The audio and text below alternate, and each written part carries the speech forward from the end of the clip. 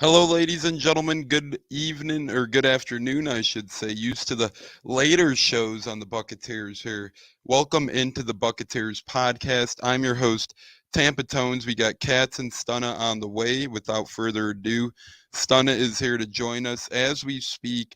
It's been a long week for our Florida friends, and Stunna was right in the middle of all that, in the middle of impact, as he was near the Tampa area. So I'm glad he could join us today.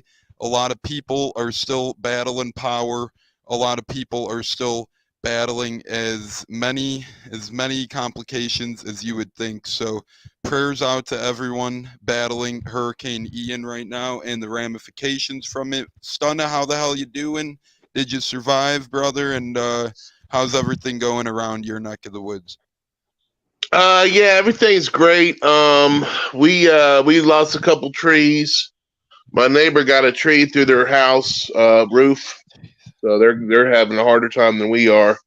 I lost my air conditioning unit, and it blew up. A lot of lights out. A lot of when you drove around town, a lot of lights were out, and a lot of trees down, a lot of power lines down. But it could have been worse. But that's about the extent of the damage in the Brandon area. It's a shame that, at least it quote unquote could have been worse, but at the same time, it's a shame that you got to even deal with that, such as trees falling through housing and, air conditioning units blowing out. But glad to see you escaped some of the quote unquote severe situational situations going on. Cats, how are you holding up, man? I know you were right outside one of the evacuation zones over there, so it was looking scary for a minute. How did things hold up on your end, and is everything okay on your end? Yeah, everything is okay over here. There wasn't that I saw anything too serious in this area. Widespread power outages, yes. Mine did not go out. There was quite a bit of that. There was flooding as well.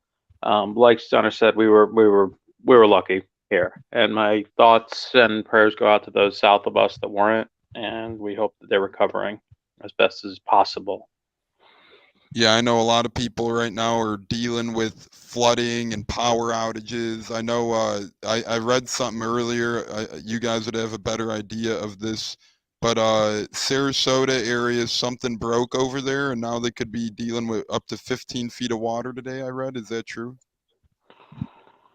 Um, that I'm not sure of. I didn't hear that. I know the bridge to Sanibel Island just completely cracked, the roadway that is, and I don't know how they're going to fix that right away. That was awful.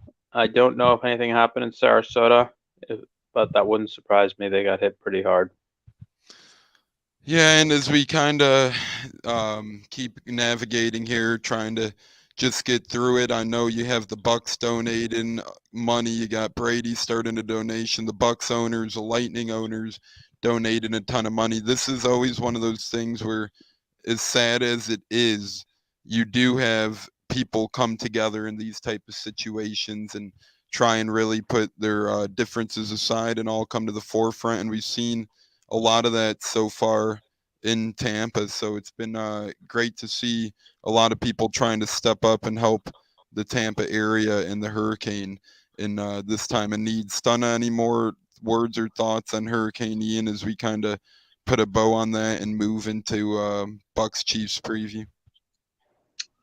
I just remember the last time we had it happen. We lost our week 1 game, turned into a week 1 bye, and it put a real funk in our season. And I really hope that doesn't happen again. Yeah, I'm hoping this does the opposite. I'm hoping this is one of those situations where, the team rallies behind the hurricane and the hardships and the things the state went through. I mean, this was at a point in time, perhaps, when we didn't even know if we were going to play the game in Tampa. There were rumors it could get moved to Minnesota, which would have been beneficial to the Chiefs. And the Bucs already lost out on a handful of home games in the past couple of seasons when the 18 game schedule arose last year. We drew the short end of the stick and got the road game. Fine, no problems. But then we were supposed to get the extra home game this year. we had that taken away when we went to Germany against Seattle. So we already had one less home game this year, and now next year already again we face one less home game because it reverts back to us having an extra road game. So if the Bucs had to play in Minnesota this one, you're looking at a 3-year schedule combination where the Bucs would have been technically shorted about 4 home games in 3 seasons. So, Katz, you got any thoughts on that? Yeah, I was thinking about that as well, and certainly Minnesota would have been more in Chiefs territory as well. Granted, there's a lot of Chiefs fans here. There's a lot of Chiefs fans everywhere. There's a lot of Northerners here, but I'm glad they're able to get this game played here. Obviously, practice had to be moved this week, but hopefully, it doesn't have too much of an effect on the Bucs. I actually don't think it will. I think they're staying focused. I also want to mention I just grabbed the NFL came out with all 3 Florida teams: Jags, Bucs, and Dolphins. Florida strong shirt. Obviously, I bought the Bucs one, but I just grabbed that. Then all proceeds do go to the Red Cross relief donations. So as much as I say I'm not going to buy any more T-shirts, I went and bought another T-shirt. But it's a nice T-shirt and it goes to good cause. And yeah, so a nice shirt. Just grabbed it off Fanatics. I'm definitely going to be grabbing that. I did see that this morning. That's great that you brought that up. I will, when I upload this on Apple and Google Podcast and the replay on So Much More, I'll put that link up. And I'm like you. I don't really need a T-shirt. I think my closet's about to collapse from all the shirts and jerseys of all the teams I got.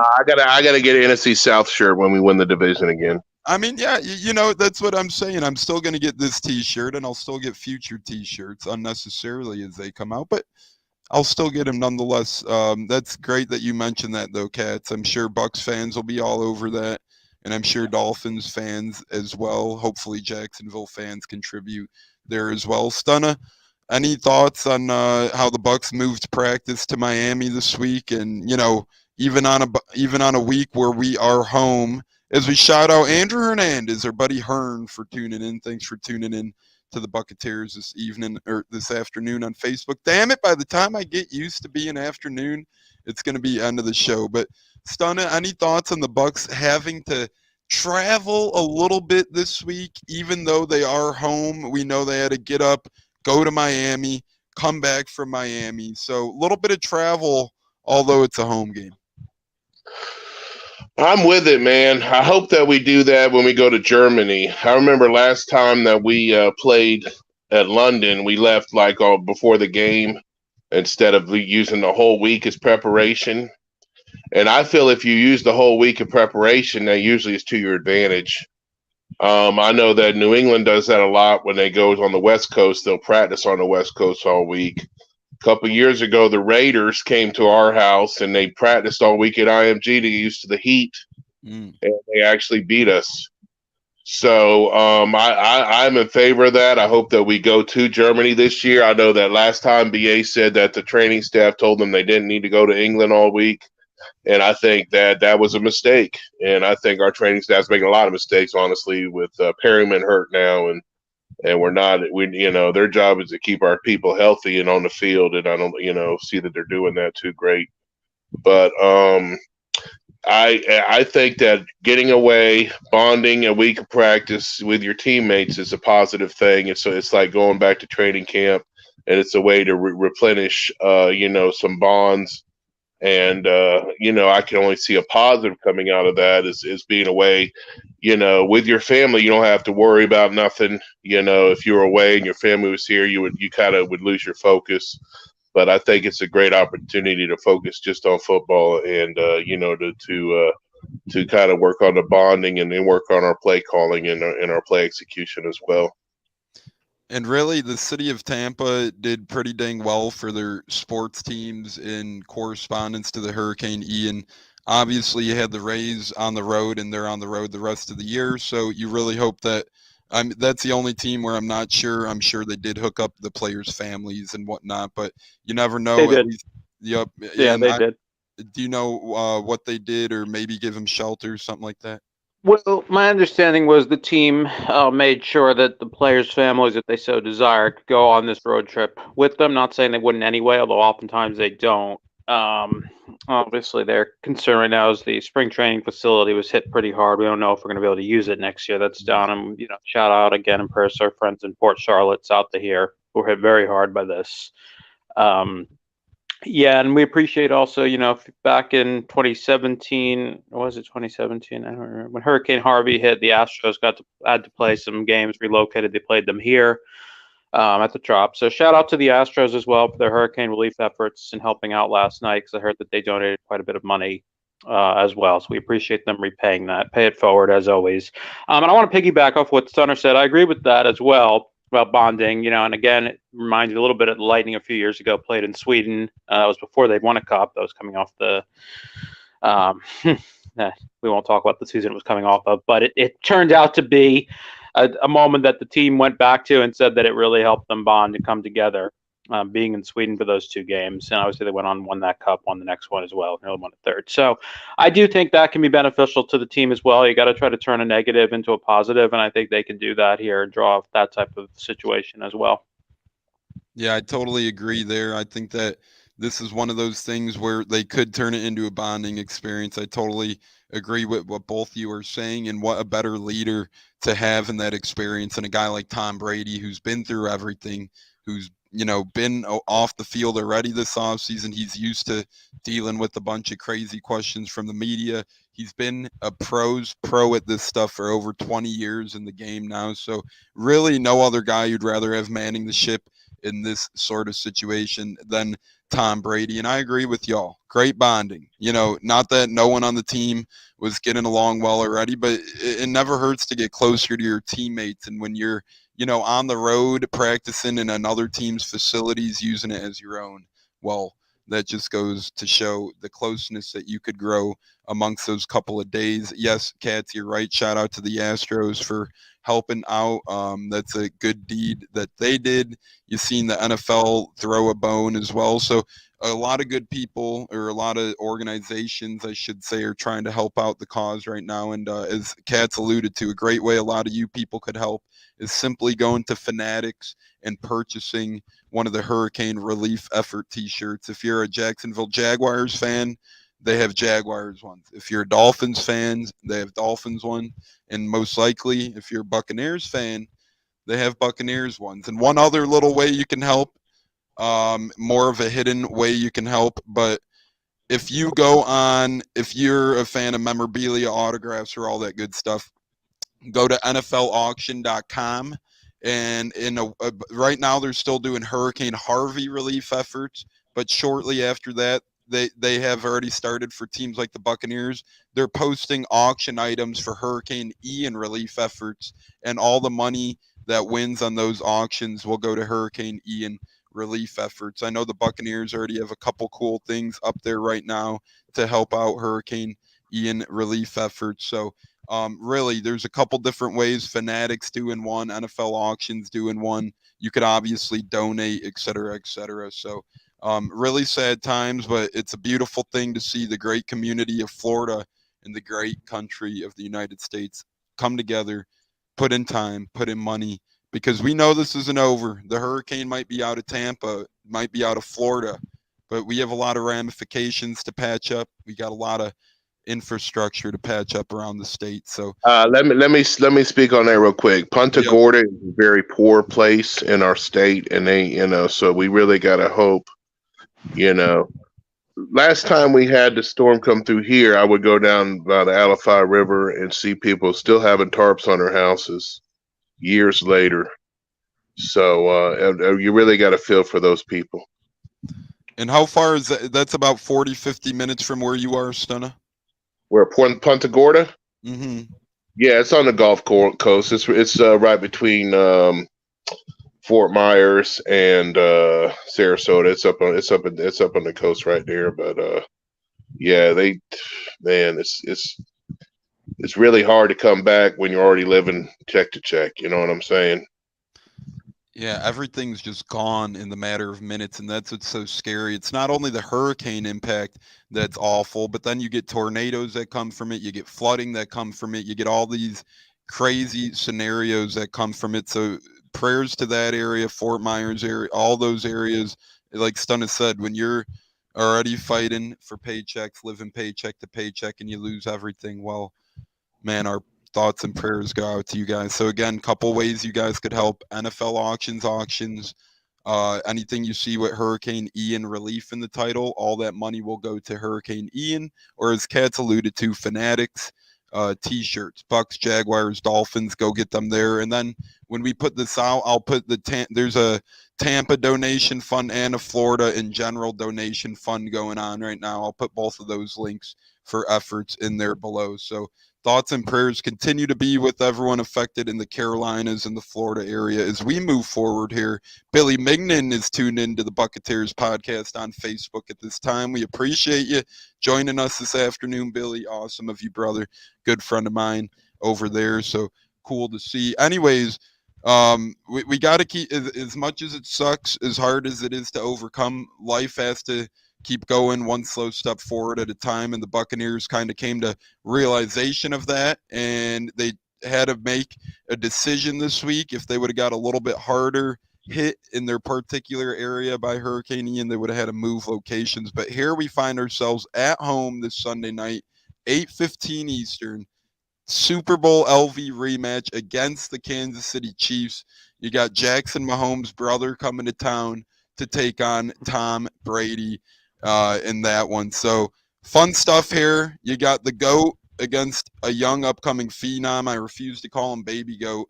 You should never call someone the Baby Goat until they're on the damn right trajectory to becoming the Baby Goat, right? Mahomes was kind of like this and hit a snag in the road at the Super Bowl, and ever since has maintained a stagnant. Don't get me wrong. I don't think there's going to be a baby goat when you got Tom Brady playing for 20 years. I don't think we're going to see that again. And Stunna, let's just pick it up with you, then we'll go to Cats. Brady Mahomes preview. What intrigues you? What are you looking for in that quarterback matchup? Brady, I think this is a game he gets going. I think this is a game that he really shows out big time. And I think our defense kind of has their way with Mahomes a little bit, although he's been great to this point this season. Stunna, we'll start with you.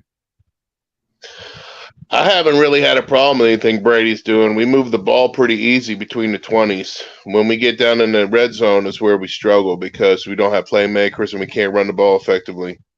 So I would actually rather see us run the ball better on them. And, they have a good defense or whatever, but I just want to see us score points. I want to see us run the ball more consistently. Brady's going to do his thing on defense. I just would like to see us do a better job against their running back, CEH.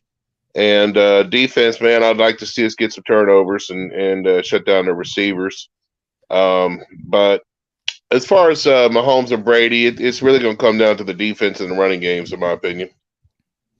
And I agree with you. We'll get to a couple more of your points here in a second. We got Neil tapping in on YouTube. What up, peeps? What up, Neil? Thanks for joining the Buccateers this afternoon.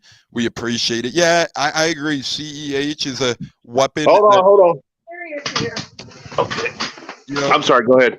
CEH is a weapon they could utilize, but I think the Colts put a pretty good blueprint on display today, or not today. Geez, you could tell it's a Saturday, fumbling around a little bit. Colts put a pretty good blueprint out last week on how to kind of combat this Chiefs offense a little bit, how to kind of contain Mahomes, how to contain CEH. I'll be really interested to see if the Bucs try and pick up the Colts blueprint or if Todd Bowles comes up with something on himself. Katz, what say you about Brady Mahomes matchup? What Mahomes can try and do and what Brady is going to bring? I agree with Stunna. I don't think Brady's really played bad this season. The media is making it seem like he is, but he's had no one. His top three receivers in targets this year are Russell Gage at 21 targets, Scotty Miller at 17 targets, who, by the way, was inactive week 1, and Brashad Perriman is 3rd in targets, followed by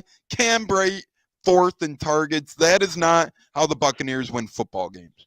Yeah, I don't understand. A lot of people seem to think that it's, people like to point the finger at Tom Brady, and he's had some receiving course in New England, and this is coming from, watching and knowing people that are Pats fans that weren't very good, but I don't know if it was to the level of, look, you take away top 2 targets, let alone the top 3, also your left tackle, it's not going to look the same.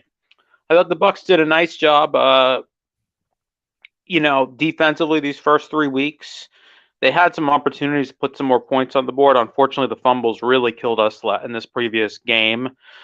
I thought Russell Gage recovered well, caught the touchdown that, brought us closer at the end. But again, you take away, it looks like, we know we're going to have Mike Evans back, and you hope to have one, if not both, of Godwin and Julio Jones back. You can't tell me that the offense is going to just look stagnant relatively the way it has when you put these guys back on the field. These are all pro receivers.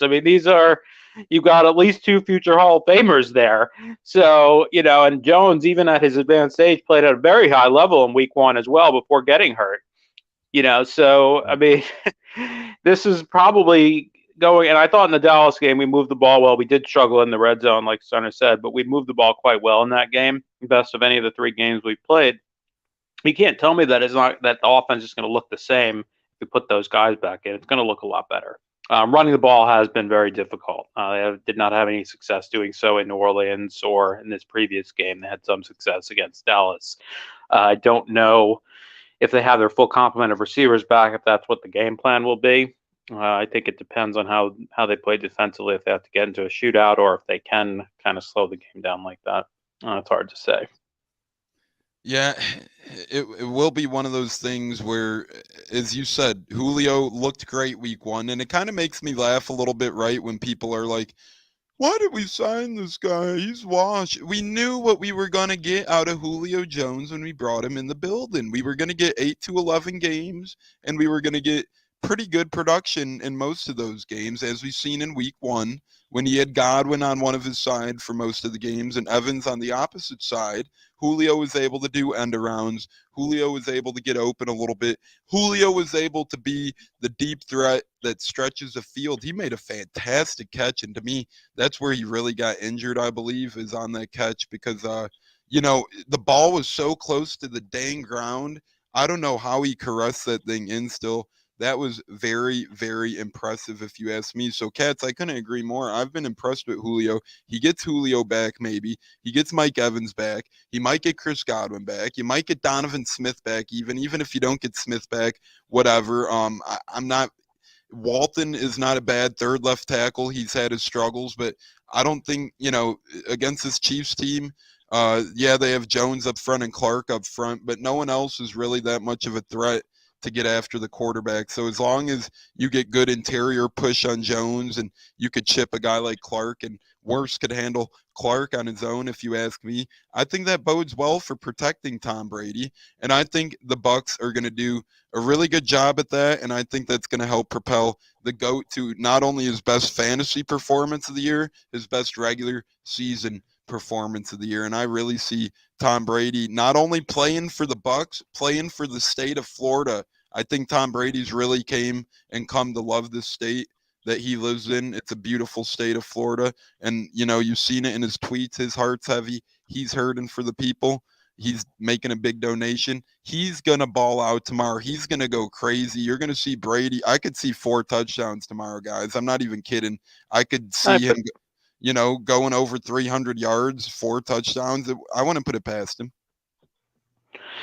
Yeah, I thought the O-line, they gave up a few sacks. There's some covered sacks in there as well last week, and just watching it, I'm like, there's just nobody open. And that's to be kind of expected, with who was available and who wasn't. Eventually, and when they got into their hurry-up offense, they were able to move the ball. I just look at who will hopefully be available and what they can do. We haven't seen this unit fully, even close to fully healthy since week 1. And, some will say, well, look, they didn't look that good in week 1. Yeah, but it was week 1. It was week 1. Dallas is a bit better defensively than I realized. They played well these previous 2 weeks. So it's not like they were facing a total slouch of a defense there either. And, I really, think that this is the game where you're going to see us offensively break out, at least in some extent, anyhow. I couldn't agree more with you. We are actually we'll be live for a good while more bit. Don't get me wrong, but we're gonna take a quick 1 minute commercial break here after Stunna's thoughts. I forgot to pump the intro in. We're in the middle of getting a new introduction as well, so forgot to run that by. We are live right now on Bucs Life Media Facebook page, Buccateers YouTube. I am getting our Twitter involved. Starting next show, we'll be live on Twitter as well to add that into the mix. So that'll be pretty cool. We'll be live on Twitter, Facebook, and YouTube at that point in time. Today we're off of Twitter Live. I got to figure some things out with StreamYard, our great, beautiful partners who let us stream with them. So a couple things behind the scenes to figure out. As you can tell, it's a Saturday. We're in the middle of making intro shows. So I'm going to use our current intro show as a commercial and outro moving forward. Real quick, before we hit that quick minute commercial break and let that video fly, you got any words or thoughts, Stunna, to add in? No, we just I'm curious to see what their secondary looks like and if we can exploit them. That's about it.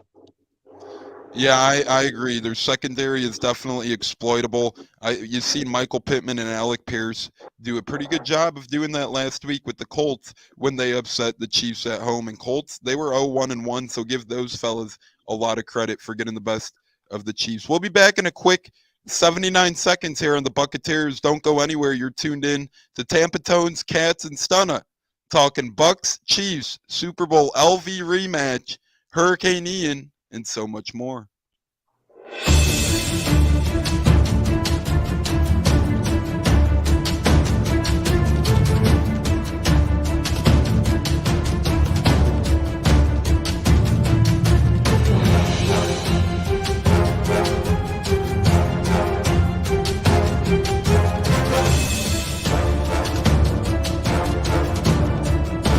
Game on Sunday, man. I know you're nervous for the Rams, but you got to be a little enthusiastic after being there. Bro, that game atmosphere was ridiculous. The energy, the electricity. That place was rocking. Anyone was there, and a lot of the Super Buck fans were there too. The Bucs. Tampa Tones. We are joined by Lead Goon tonight, host of the Pat and Aaron Show of WDAE, Pat Donovan. And it sounds like Stunna is bumbling a little bit. Going to put him on mute for a second until that gets a little cleared. But we're joined by Pat It looks like Donovan. Stunna's hanging out with Cheech and Chong in a car with the windows up or something over there. It does look like we got a little. No, my camera's broke. Ladies and gentlemen, welcome back to the Buccateers. That was a quick commercial break as we did not have our new intro in place, or I should say I did not yet, so I didn't want to run the old one, which is converting to more of a mid-show video and whatnot. We're back here on the Buccateers, and we're going to be talking about injuries now and the reports we're getting, as Kat's alluded to. We got a lot of guys questionable, so we're going to go through. And I'm going to leave a question. I want to propose it to Katz first, and then we'll get to Stunna. Katz, would you rather have Julio Jones, or let's pretend like Godwin's out. We're not going to be sure if he's in or out. Let's just say Godwin might be out tomorrow. Who would you rather have in that scenario be active for the Bucs? We know Evans is back regardless. We know Perriman's doubtful. Would you rather have, or we know Perriman's out. Would you rather have Julio Jones or Donovan Smith play tomorrow for the Buccaneers? I'm going to go with Julio Jones. That's not a knock on Donovan Smith by any means, but I think you need another viable, more than one viable receiving target as well. So if you go from, so they had 0 last week because Gage played a good game after the fumble, but you go from 1 to 3 viable targets, that's a big difference. And that's, again, not a knock on Donovan Smith. I think Walton can hold up enough, especially if you use a tight end to help out over there on that side. I agree with that one. I agree with the points you make there. Stunna, do you agree with Julio, or are you going Donnie? I don't know. I probably go Donovan Smith just because we got to run the ball better, and our running game has fallen off significantly since his injury. We probably need Julio more, but I think if Mike Evans is there, and Russell Gage can step up and get past his injury status, I think that we can make do. But we definitely, we need Julio, but I think we need him more for a playoff stretch down the road than right here at the beginning of the season. Yeah, this one is really tough because Katz made some good points where Tom Brady could sure have another big target on the outside that he's comfortable throwing to, especially after seeing last week.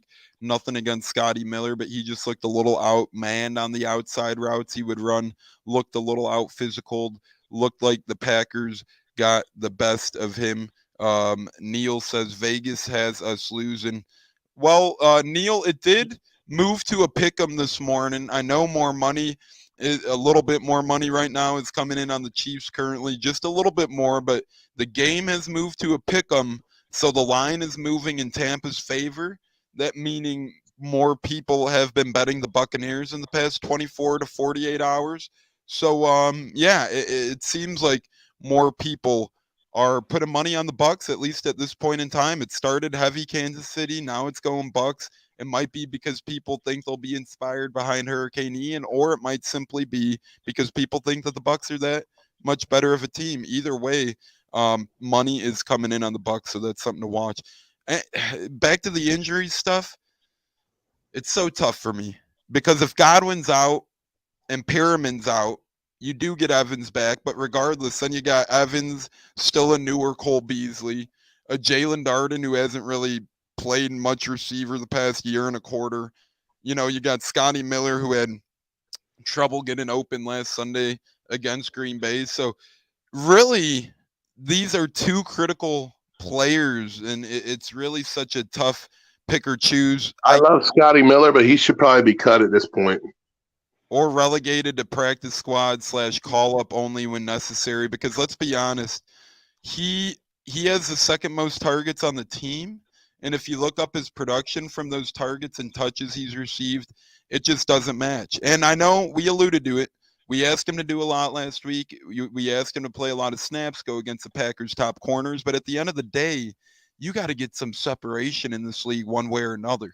Last year, we knew a bad toe was hurting him. We gave him the injury bypass. I still think he could be an effective depth receiver somewhere one day. Not sure if it's here. Let's hope it's here. But if not, yeah, I agree. I think he's got to move down the pecking order. I'll go with Donovan Smith slightly just because I think that the running game's more stagnant right now, even though Brady in the passing game haven't looked great either. Lenny F has been the only back to really get touches. So maybe get Rashad White and Vaughn some of those carries and maybe get Donovan Smith back and watch him try and hit a couple more holes here and there. But again, Julio, it's like splitting here. They try to get Chad the ball, but he just hadn't done anything with it. Yeah, I know the first two games they tried to get him to touch the ball, but I don't think Vaughn has touched the ball yet or been in on any plays yet. And Katz, I haven't seen him on the field for any offensive plays. I'm sure he has been, but I don't remember him. And I haven't seen him on the field. And when Gio is healthy, I could be wrong. I don't think we've seen him either. It would have been nice for Scotty Miller and for us if Kevin King still played for Green Bay. That would have helped. I don't know if he does or not. He wasn't. I didn't see him for them. Maybe he's not on the team anymore. Maybe he's hurt or maybe benched. That would have been nice. Like I said, I thought now Gage, I believe, is still dinged up as well from what I heard, but he's playing hurt. But it looks like he'll play. I heard, and I don't doubt it, that they said Julio was good to go. They opted to hold him out.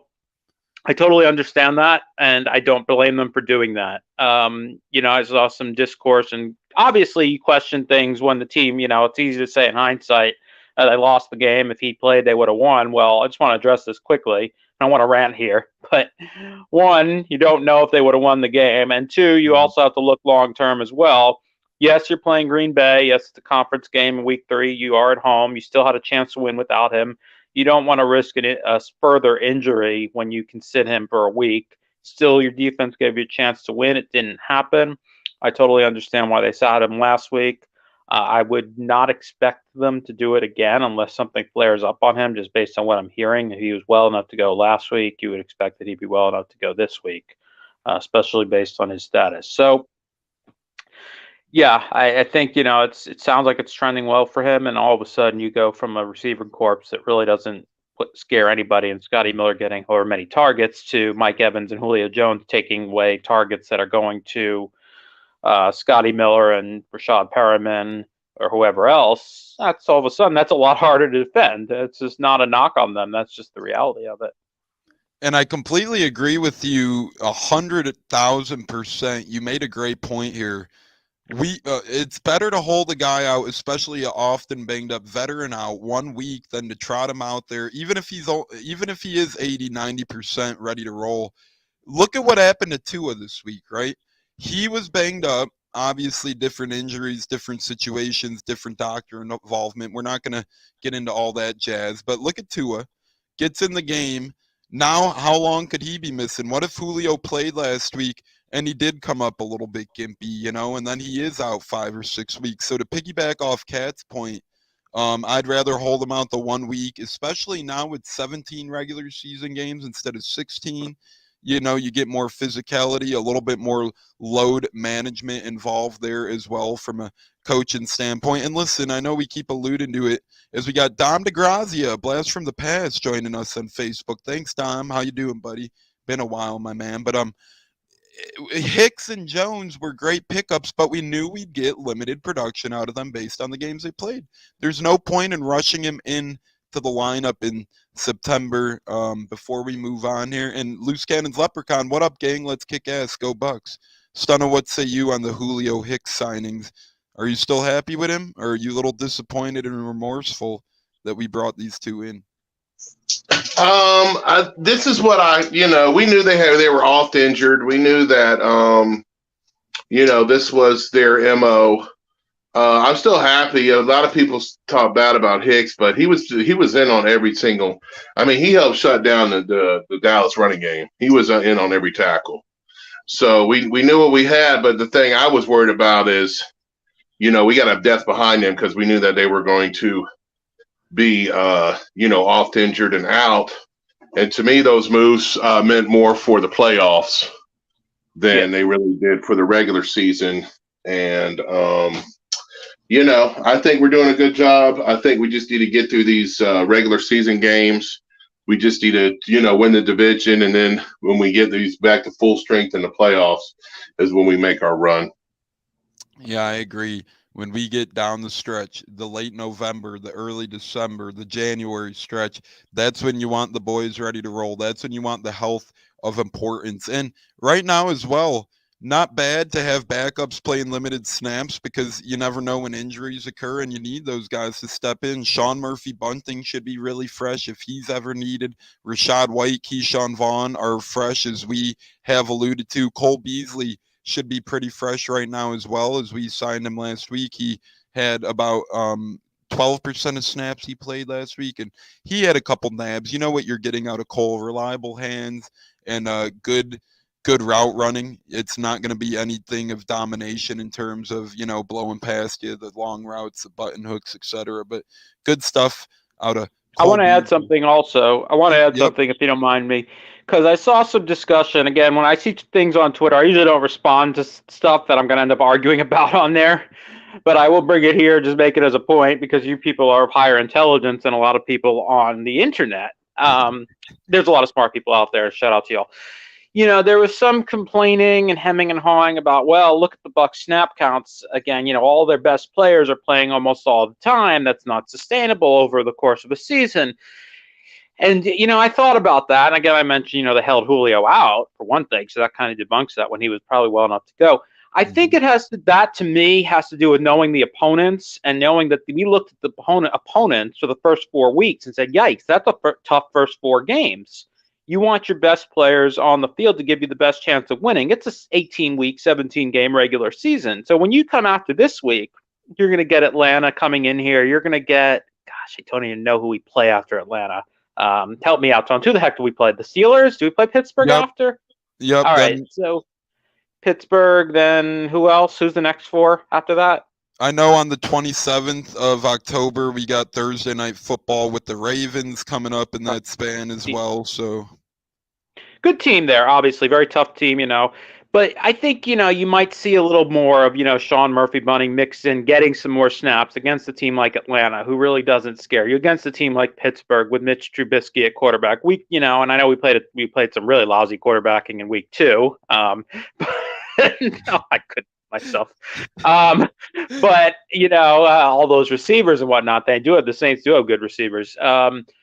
So I think that might have something to do with it as well, as to why the snap counts are so heavy in favor of our best players on the defensive side of the ball.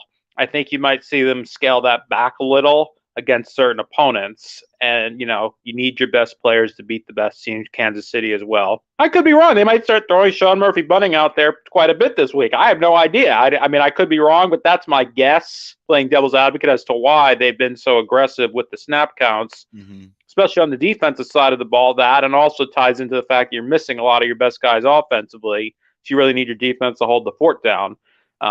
Seems old school, seems like late 90s, early 2000s style. It's not how this team is necessarily built to win, but to see if they can win like that, or at least compete in that type of game, is encouraging to me. So that's my guess for those out there that were questioning why our best players were on the field so much on the defensive side. Yeah, and I agree with you there again. When your best players are on the field and the playmakers that the Bucs have, the Mike Edwards of the world, the Carlton Davis of the world, the Jamel Deans of the world, Logan Ryan, et cetera, you really don't want those guys missing plays. Nothing against Sean Murphy Bunting, nothing against Keanu Neal. Those are good backup guys, sure. D. Delaney, sure. But at the end of the day, if Mahomes is throwing a ball that is a good throw, a tight window, do you want Jamel Dean and, Carlton Davis and Antoine Winfield defending that? Or do you want a guy like D. Delaney or SMB going up there and, maybe not having as good of a shot at defending that? There will be opportunities for those guys. There will be opportunities when we face the Falcons of the world, the Seahawks, the Marcus Mariotas, the Geno Smiths, the Mitch Trubisky's. They'll have their opportunities. There'll be games where we put up a ton of points and have laughers. It's going to happen. I mean, I'm not being cocky here. We're going to have games where we blow out the opponent, and those guys are going to be able to rest. These 3 games were tight football games. Week 1 was not that tight, although it was within 2 scores for a while. There's going to be games like that, and they're going to get time to rest Jamel Dean and rest our best guys. I'm very confident in that. I'm not saying it's going to be tomorrow, but it's going to happen, and that's where those opportunities are going to come in. And Todd Bowles knows that, the coaching staff knows that, the players know that. And that's a great point you make. In the next 8 weeks, some of the quarterbacks the Bucs play are Marcus Mariota, Mitch Trubisky, Baker Mayfield, Geno Smith, and Jacoby Brissett. And then they have the Saints the week after that, so you could throw in Dalton or Winston there as well, because that game's at home. Oh, and then you got Jimmy Garoppolo the game after that.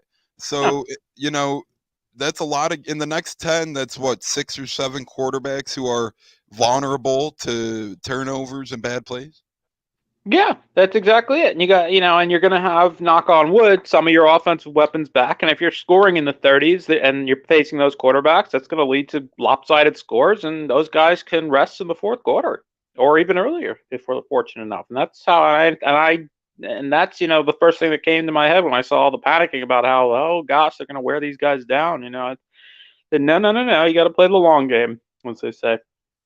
I agree there completely. It's all about the long game. You get your wins now so you can rest the guys later, right? Because if the Bucs, which they should win the NFC South pretty easily, if the Bucs are able to clinch the South later on in the year with a couple games left to go to, it'll be really nice being able to afford to rest a guy like a Mike Evans every here and there, or Carlton Davis every now and then, a guy like Shaq Barrett who's been playing so much this year too. Those type of guys, if you could get them rested heading into the playoffs, not all the time, not saying sit out the game completely, but even take them off the field for up to a third or half of what they spend on the field right now, that is going to pay big dividends in the long run. So nothing but good stuff there from Cats. Before we move on to our MVPs of the game or score predictions, anyone got anything else to add to that quick? I like the subtle shot at Mr. Beat the Bucs twice a year for the rest of his career. It's not his fault. Remember that. When the Saints lose, it's not his fault. And it's not his fault. I hope his back heals because I don't like to see anybody hurt. And I heard that he's hurting pretty bad. So, and I'm sure that Hopefully he comes back to full health. He's got great receivers. He's got a great offensive line. And once he's fully healthy, I look forward to reading the next book on his Hall of Fame career. And thanks for the work you do in the community, sir. Yeah, and nothing, not to bring up the Saints and nothing against what they're doing over there either, but man, their fan base's Twitter seems a lot similar to 2019 Bucs Twitter. That's all I'll tell you, with a lot of the back and forths going on in their fan base, the quarterback truthers and the quarterback run out of towners. Woo-hoo. I don't know if you fellas seen this week, but it's been fun on Twitter. That number 2 is the ultimate divider. That's right. That's the problem is, when you have a guy like that, it's nothing personal against him, but when you have that type of player, I followed Tampa Bay sports my whole life. I've seen some guys that cause polarization over the years. Josh Freeman was like that a bit. BJ Upton was very polarizing. I don't know why. He was hated, unfortunately, by a lot of people on local radio. He should not have been. He was a great Tampa Bay Ray. But Jameis Winston, he usurped him, God, I'm using these words, as the most polarizing athlete in Tampa Bay history, who had a lot. John Gruden was very polarizing as well as a coach. By far, not off the field, but on the field, when it's up and down, a roller coaster constantly, and just constantly up, one from play to play, week to week, game to game, just always up, down, the arguing, the constant, mistakes, the great throws, and you just never knew. And that is just tough for a fan base, especially when it's already emotional because so many of them were Noles fans to begin with, and so many people, Gators fans, that hate the Noles.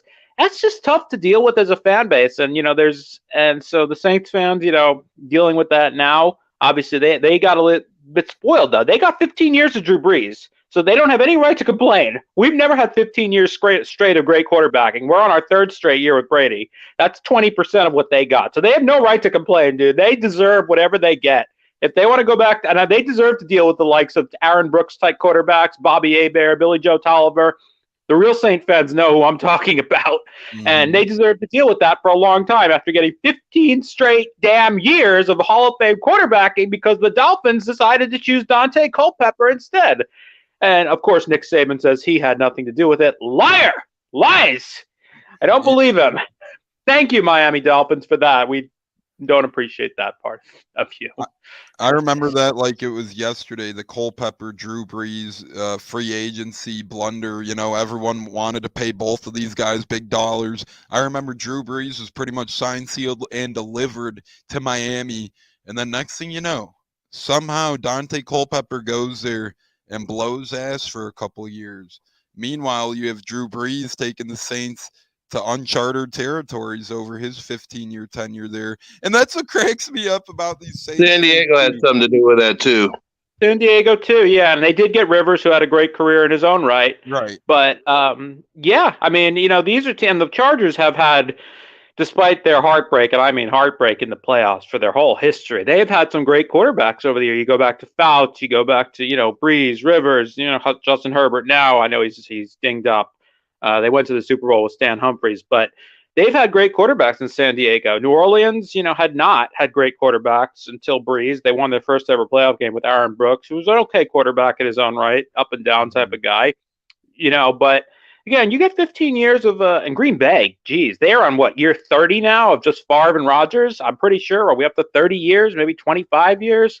So these teams that have, franchise Hall of Fame quarterbacks for multiple decades plus at a time, you got to savor that, because I'm savoring year 3, knowing that maybe the last year, and who knows what happens after. So Saint fans have no right to be complaining. And if you got 10 years of Hall of Fame quarterback play, so hard to do. It just goes to show how hard it is, because no matter how much you see can't miss prospects, I put that air quotes, how many of these quarterbacks actually become what they were expected to be when they're drafted? Half maybe, and half of them completely flub. And that includes both Jameis Winston and Marcus Mariota, who will both have long careers, most likely as average to backup quarterbacks. Well, these were guys that were supposed to be all-time, going to be all-time greats. They're picked 1 and 2, and here you are. So it just goes to show how volatile the position is and just how difficult it is. We know that from our history. The Saints before Breeze knew that. He fell in their laps. Brady fell into our laps. We deserved that break that the rest of the league was dumb enough to pass on him. It's a break that I'll cherish forever that we finally got. And that's all I can really say about it. Can't say it enough, but I'm say it again. Yeah, a couple quick tidbits to piggyback before we move to MVP and score predictions, and then our one big thing and walk off. I agree with you. It's crazy to look back. If you look back at the 2011 quarterback draft class, Blaine Gabbert is the last man standing from that draft class as a backup QB. In the first round alone in that draft class, you had Cam Newton, number 1 overall. You had Jake Locker get drafted by the Titans. You had Christian Ponder get drafted by the Vikings. You had Kaepernick get drafted over there. Oh, you did have Andy Dalton go to the Bengals, so he's still standing as well. But again, just goes to One out of show. 5.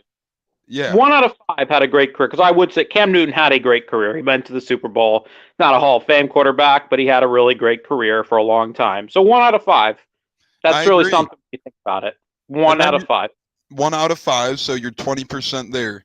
Piggyback or fast forward a little bit, 2012, first 2 picks of the draft, Robert Griffin out of football already, and Andrew Luck out of football already. Now Luck had a great career, but they're both out of football already. So you go 1 for 2 there. You give him Andrew Luck because he played good, even though he only played 8 or 9 seasons, sure, but even less than that maybe. But so you go 1 out of 5, 1 out of 2.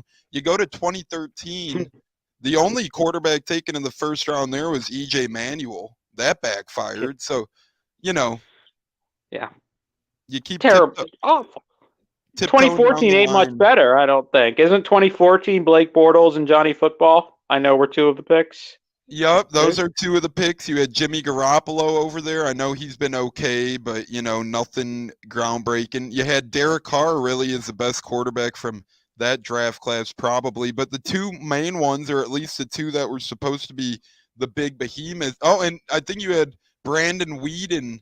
No, Brandon Weeden was 2012 with Andrew Luck, and Jack then Del Rio was the best thing for the Raiders.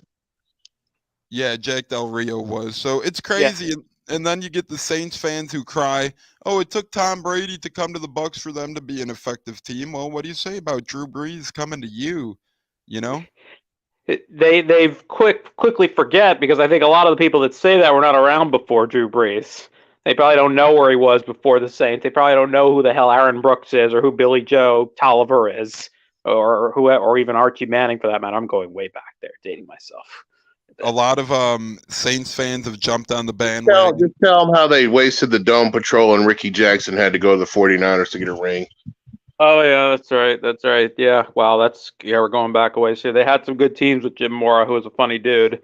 They had some good teams, and didn't make anything happen out of them. Crazy time. If you look back at it, yeah, the NFC. Well, it's been a couple different divisional. It's just been crazy history if you look back at it. But Saints fans don't remember their crap days, because they all are just Drew Brees homers who hopped on the bandwagon after they appeared in the Super Bowl against the Colts anyways. So that's when the Saints garnered a lot of their fans. All them ex-Cowboy fans. What Yeah. happened, Stunna? Right. I said there are a bunch of ex-Cowboy fans because after 98, the Cowboys quit being competitive, and so they needed a new team. And next Correct. year, when Sean Payton coaches the Cowboys will have a lot of old Saints fans rooting for them, because they're going to give up on their team pretty soon. Correct. So, Guys, I'm gonna have to cut out because I realize I have a haircut coming up. Can I give my final thoughts quickly Yes, and then sir. cut out of here? I apologize for doing that. So let me just say it was a pleasure being here. I want to say, as far as this game goes, I believe the Bucs win it. I believe we're finally going to see our offense look more like the Bucs offense we expect.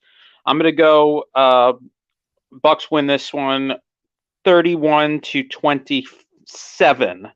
And I'm going to give Mike Evans the MVP. I love it.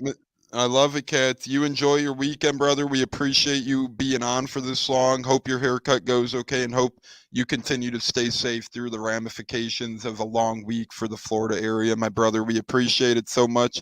You take care, my friend, and yeah, we'll be chatting soon. Thank you both, my friends, and go Bucs as always. Go Bucs, Kat. You enjoy your Saturday. Stunna, as we circle into me and you now, brother, score predictions and MVP predictions. I'll let you have the first chop at the block. I'll be back in 30 seconds. I got to grab a charger. So take over for a minute, my friend. I'll be right back. All right. Score predictions, Bucks haven't scored a lot of points this year for a variety of reasons. I still think we're going to find a way to win. I'm going to go with 17-13 Bucks. MVP got to be Levante David because he's got to shut down them tight ends over the middle. And I don't know, man. The Chiefs are down. I don't really feel we're down. I feel that we haven't hit our stride yet. And a lot of these power ranking people that are knocking us down, they're putting Green Bay up there. Green Bay didn't do nothing, man. They ran a bunch of RPOs. They had a very good game plan to keep our defense, basically using misdirection to keep our defense on their heels instead of their toes. Obviously, halftime adjustments, they didn't work out for them at all. All right. We had a problem. We beat ourselves. It's right back to Bucks beating Bucks.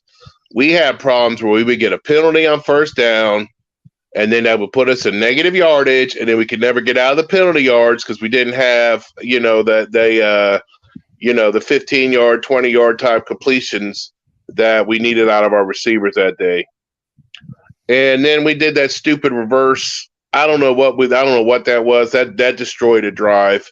So we had some drive killing things, and then we had those 2 fumbles as well.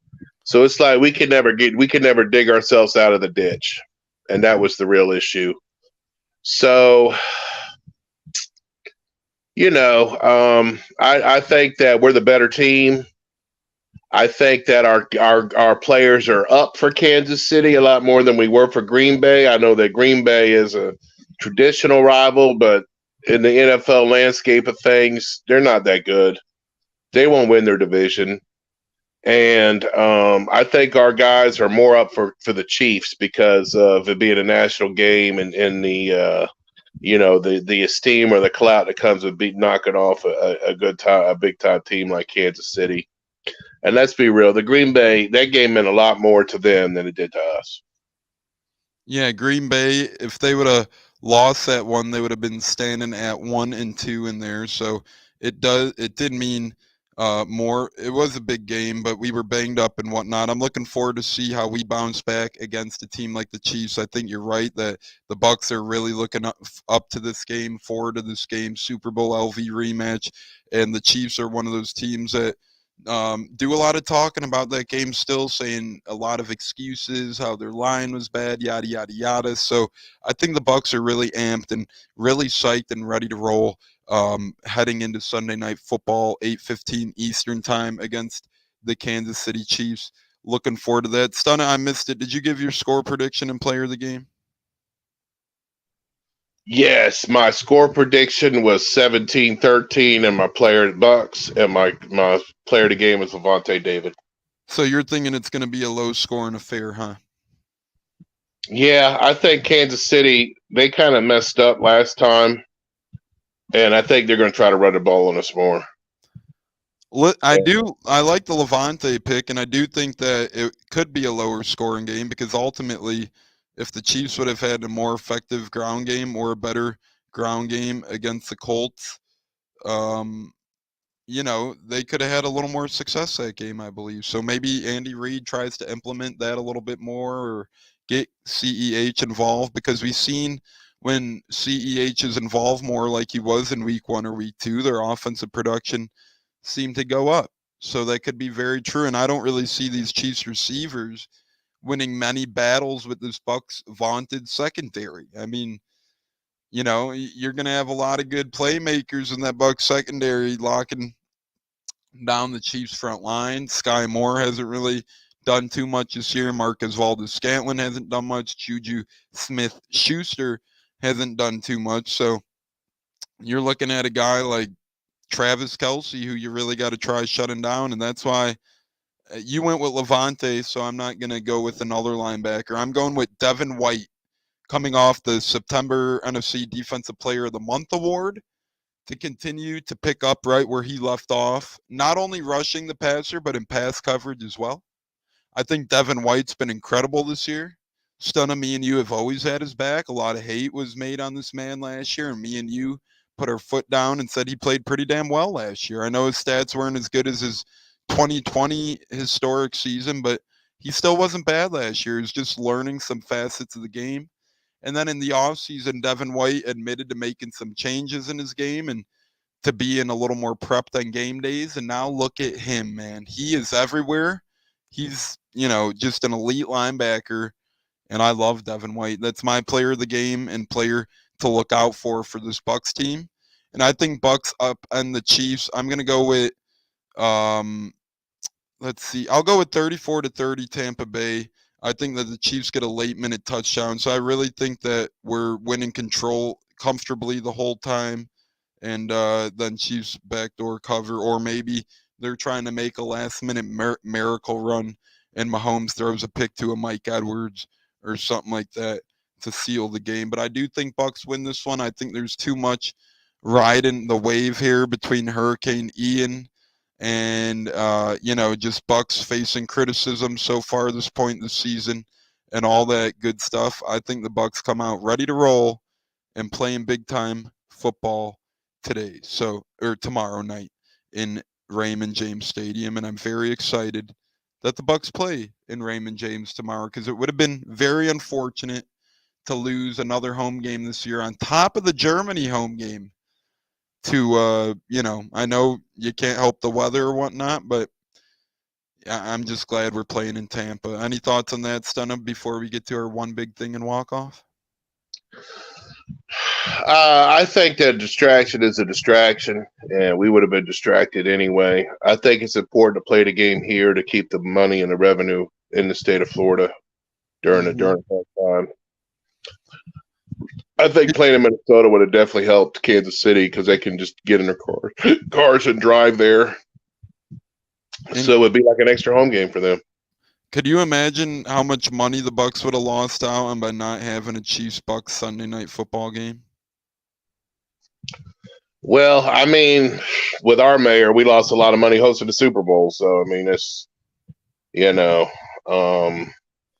yeah, it would have hurt us, but in the bigger picture, it's a revenue sharing league anyway, and the people would have had to buy tickets to go to Minnesota, which would have, like I said, the money would have funneled back. But I think it's more important for our area to have that game as a way to fellowship and to put us on a national spotlight for the Sunday night game. And I think it's a lot of other factors to it. But yeah, it's just really fortunate that we didn't get hit that hard and we're able to host the game, and it's really fortunate that we're able to play this game, and it's really fortunate that a lot of people were able to survive the hurricane. I agree with you completely. From playing the game to surviving the hurricane to everything in between, it was just a really crazy week from Monday to Thursday night. Really, yesterday, finally, something started breaking up. Still bad situations out there for a lot of people, so hearts go out to them. The death toll is up to 27 in the state of Florida, with about 100 being the estimate after all the flooding and everything clears out. So it breaks my heart to see all the energies down, all the power lines down, all the lives lost. One life lost in this world is one too many. Every life is so important. And we look forward to having the Bucs and Chiefs game to kind of try and be that momentum for the Florida area that's needed to kind of try and patch up the fans and football fans and Florida citizens and tell them, hey, we're getting through this together and we're going to get through it together. So I think the game's going to be very important to be played in Tampa. I think it's beautiful that they were able to make it work. And like you said, the mayor didn't really help out their case for the Super Bowl. So it's good to see the Bucs doing what they needed to do to get their game in Tampa on Sunday Night Football. That leaves us to our last segment, Mr. Stunna. One big thing or walk off for this weekend of football or for our Tampa Bay Buccaneers. What you got? Okay, so the walk off is, I want to see fans in the stands. We know that we set a record because Green Bay travels, and we expect the same thing. We've always had about 45,000 loyal fans to show up to Raymond James, and we're a very loud fan base. Even though we're small in numbers, we're a lot louder than these other fan bases who sit on their hands the whole time. But I want to see fans in the stands. The problem when you're a Buck fan is that Tampa is a vacation location. So anybody wants to plan a vacation, they say my team's coming to town. I'm gonna get the tickets.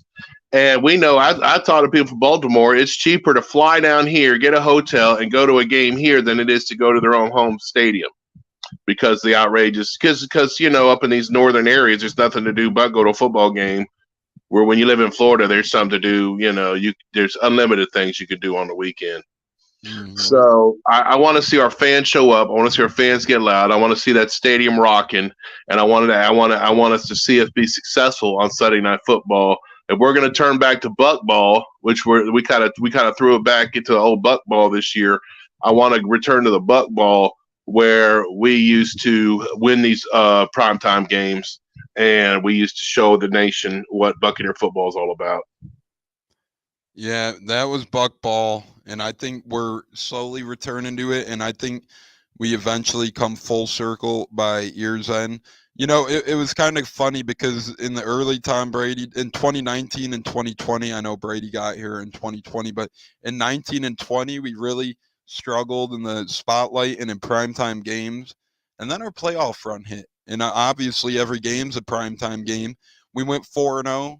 And then last year, we turned the corner a little bit in those. And now this year, I think we're looking to turn that completely upside down. We're already 1-0 in primetime games and making it or hoping it to be a 2-0 after tomorrow night. My one big thing, and then I'll give my walk off. My one big thing to watch out for tomorrow is if Bucs win and if everyone else gets taken care of in the division like they potentially should be. You got Arizona taking on Carolina. I like Arizona's chances there.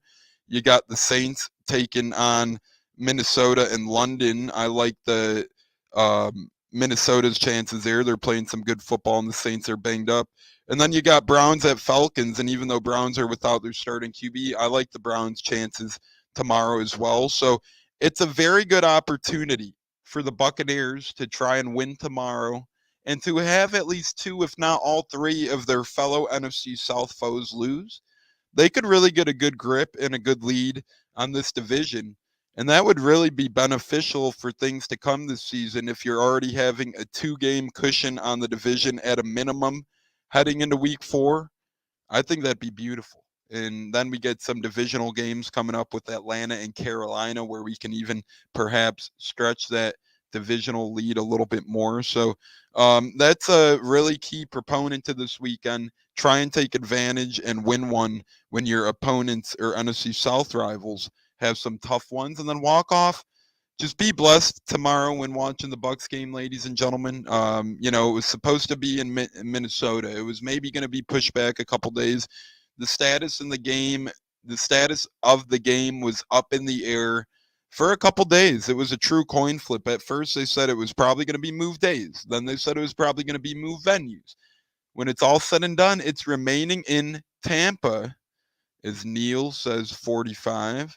Yup, Devin White, stay alive 45, brother. It's in Tampa. We got to show up, as you alluded to, Stunner. We need our fans to come together. And we really just got to make right of this game, be appreciative that the game is held in Tampa, be cheering your ass off, be thankful to be in attendance for that one. Shout out to the Bucs owners and the Lightning owners for donating the money that they have to this point and helping Florida and Tampa continue to fight off the hurricane. Before we get to any last words, we just want to say thank you for tuning into the Buccateers yet again on Bucs Life Media Facebook or Buccateers YouTube page. Starting next week, we'll be live on Twitter as well. You could always ask us questions on Twitter, YouTube, or Facebook. We'll be happy to ask them or answer them live on the show. We want to thank guys like Neil, Loose Cannon's Leprechaun, Bucs Life, and so many more good peeps for joining in the convo this evening. And you could catch an instant replay tomorrow morning on Apple, Spotify, Google Podcast, and so much more. Maybe tonight, but definitely at least tomorrow. But if you want a direct instant replay, it'll be on Facebook, Anthony Tones, or Bucs Life Media Facebook, or Buccateers Podcast YouTube page as well. It's been a blast with Cats and Stunna and myself. Stunna, any last words before we log off here, my friend, and we get to enjoy our Saturdays? I want to hear them cannons fire. Fire the cannons. Fire the damn cannons, baby. Let's go, Bucs. We need to hear them fire. Fire him after every damn first down. Fire him whenever you can. We got to be loud. Those get the fans going. Nothing gets the fan base going like a little bit of cannon fire. So I couldn't agree more. Let's be loud. Let's be proud. And like I always say, fire the damn cannons. Thanks so much, everybody. This has been the 84th episode of the Buccateers podcast. It's been a treat. We've had Hurricane Ian coverage. We're going to put donation information in the link below for either the Tampa or Florida area, along with the Fanatics t-shirts you could buy where the money goes to hurricane relief, along with NFL auction link where those items go to hurricane relief as well. It's been a beautiful episode of the Buccateers. We got a giveaway video announcement coming tomorrow on our Twitter and Instagram as well. We will be announcing a Sunday Night Football Luke Gedeke. We've been teasing a giveaway for a minute now. Autographed mini helmet giveaway. So be on the lookout for that video tomorrow and so much more on the Buccateers. Fire the damn cannons on behalf of Stunna, Tampa Tones, and A-Cats. It's been another beautiful show. 84th, that is. Until next time, go Bucs. Go Bucs.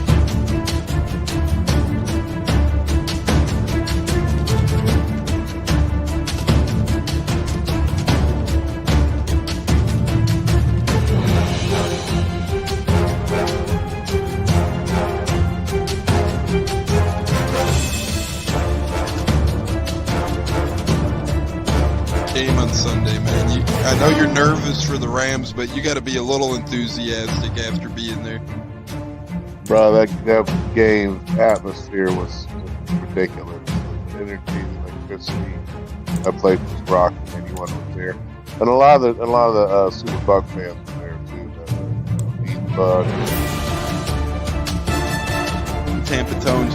We are joined by Lead Goon tonight, host of the Pat and Aaron Show of WDAE, Pat Donovan. And it sounds like Stunna is bumbling a little bit. Going to put him on mute for a second until that gets a little cleared. But we're joined by Pat It looks like Donovan. Stunna's hanging out with Cheech and Chong in a car with the windows up or something over there. It does look like we got a little. No, my camera's broke.